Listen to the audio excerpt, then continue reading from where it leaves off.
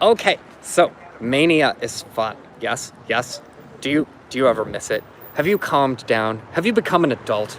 Are you adulting permanently? Do you never get manic and fun anymore? Does you never bounce? Must bounce. All the bouncing. Okay, okay. I have judged my mania so much that I call it mania still, instead of just being like, yo, is it really manic depressive if it fucking works? Okay, but is my life actually working? Okay, but I don't know. I'm alive. I'm still healthy. It's working. I don't know. I don't know.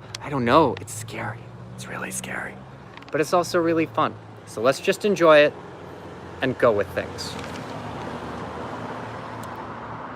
I Googled a thing. I just wanted to know. So, do you ever get those grammar things where you're just like, how do I spell a stay-in? If I want to type it stay-in with the apostrophe, and I want to say, he's a stay-in, do I do a dash? Or do I just put it, and I can't find it on the internet, but every now and then something is like, oh, that's easy to find on the internet. How to type movie titles. And so here's what came up.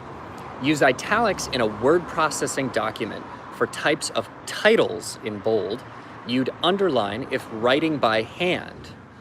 The rule of thumb is within the text of a paper, italicize the title in bold again of complete works, but use quotation marks around titles of parts within a work.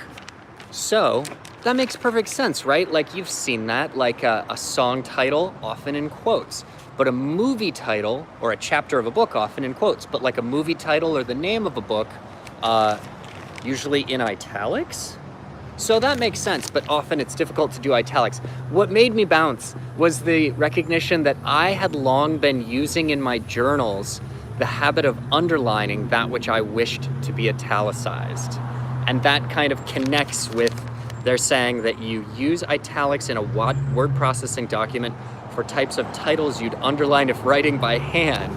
And so I don't know if I was actually intuiting a correct thing or a conventional thing there. But I do, have you ever done that where you're journaling and you're like, dude, writing in italics in a journal is a little hard. So anything that I mean to be italicized, and I'll often put a note at the beginning of the journal, like anything underlined is meant to be italicized. This is super geeky. I'm gonna let you go now. Yes. Moving on. Bouncing away. Other things. Can't geek out for more than 3 minutes about this particular